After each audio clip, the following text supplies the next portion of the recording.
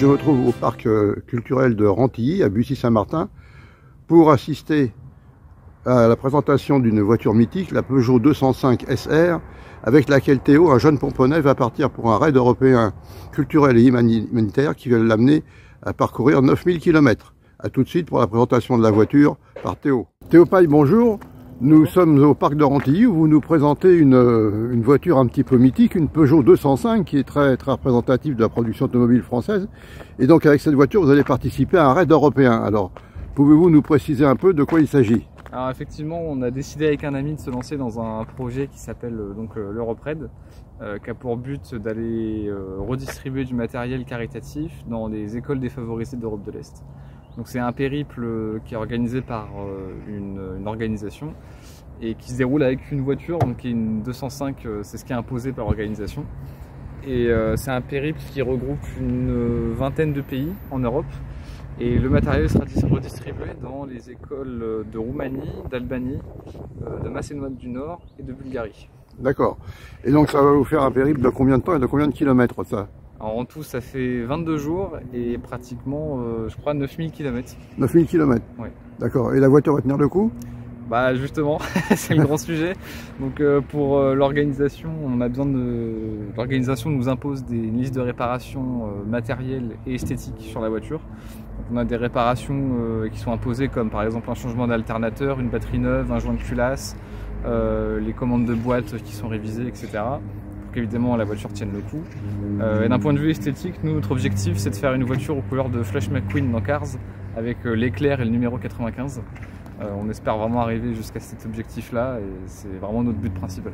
D'accord. Alors, le matériel qui va être distribué, c'est quoi comme matériel? Alors, ça peut être du matériel scolaire, donc des livres, des cahiers, pas de manuel parce que les manuels, il faut que ce soit dans les langues des pays, donc c'est plus compliqué. Mais tout ce qui est cahier, papier, crayon, ciseaux, il y aura aussi du matériel sportif, par exemple des ballons, des maillots,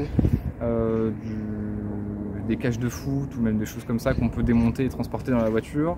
Il y a aussi du matériel paramédical et médical, donc ça peut être des lotions, du coton, des pansements, des choses comme ça. Ça regroupe vraiment plein de catégories de matériel possible. D'accord, tout ce qui peut tenir dans une Peugeot 205. Ouais, c'est à peu près ça. Ouais. Alors, vous partez d'où et quand?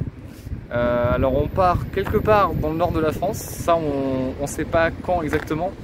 Parce que la ville de départ est dévoilée seulement quelques semaines avant le départ officiel. Mais en général, les autres éditions ont lieu vers le nord de la France, du côté de Lille ou dans les alentours. Maintenant, ça sera décidé par l'organisation et ça dure en tout 22 jours au total. D'accord, et vous partez donc pendant les vacances? Ça sera au mois d'août, ouais, effectivement. On part, le départ est annoncé début août, vers le 3 août. D'accord.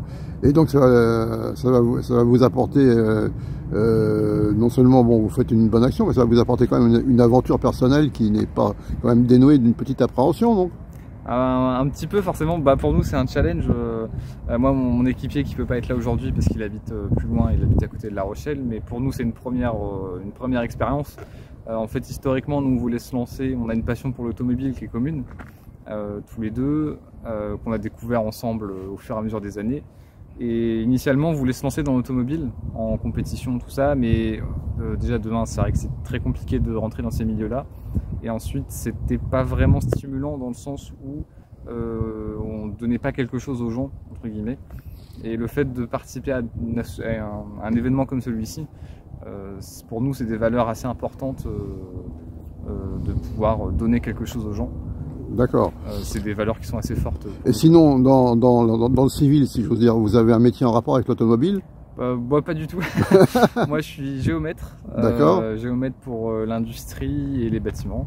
Ah, ok. Et la personne qui m'accompagne fait un master en génie mécanique.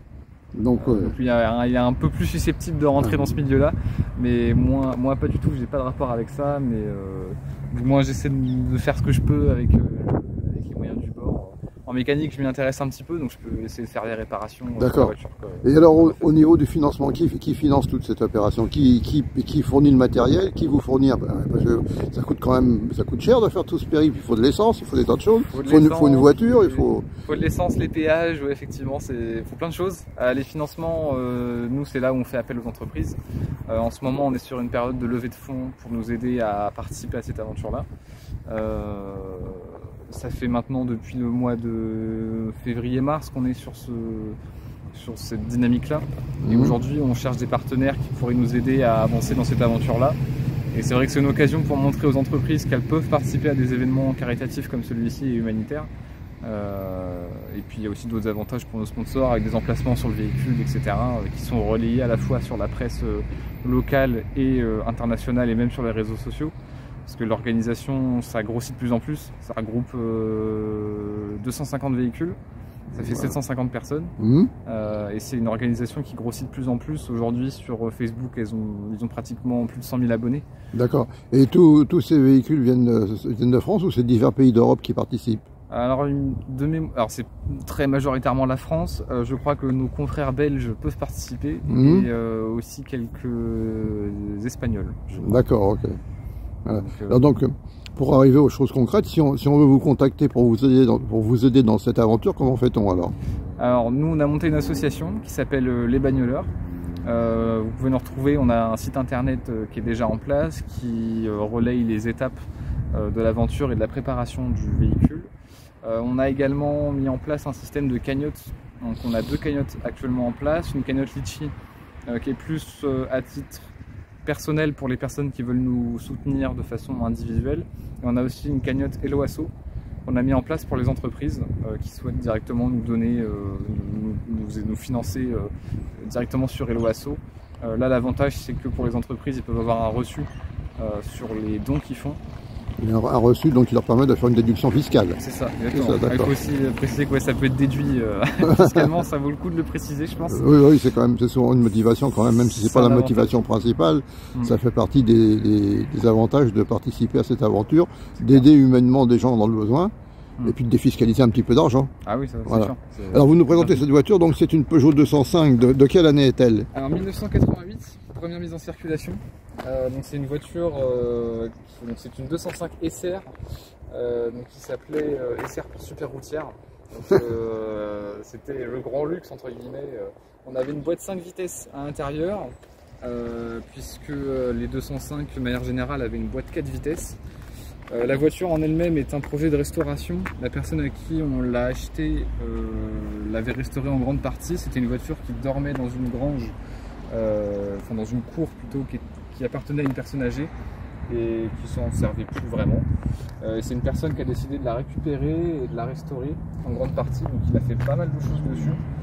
Mécaniquement, il n'y a quasiment rien à dire dessus. Le moteur est vraiment impeccable pour un moteur qui a 35 ans.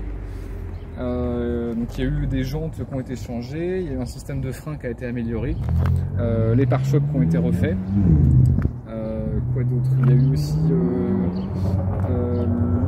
le tableau de bord qui a été refait à l'intérieur, parce qu'il était fissuré à l'origine. D'accord. Donc c'est une voiture qui produit en tout, à l'origine, elle produisait 71 chevaux, 72. Donc c'est un 1,4 litre TU. Et le propriétaire qui l'avait avant a fait une petite amélioration mécanique dessus, puisqu'il a mis un carburateur double corps, ce qui fait qu'on tire un peu plus de puissance et on atteint les 95 chevaux avec. D'accord. Et alors pour tracter elle a combien de kilomètres au compteur? Alors aujourd'hui, elle a 140 704 140 704 km et en retour, alors on aura combien alors? Du coup on aura 9000 de plus. 149 000 et quelques. Voilà. Normalement.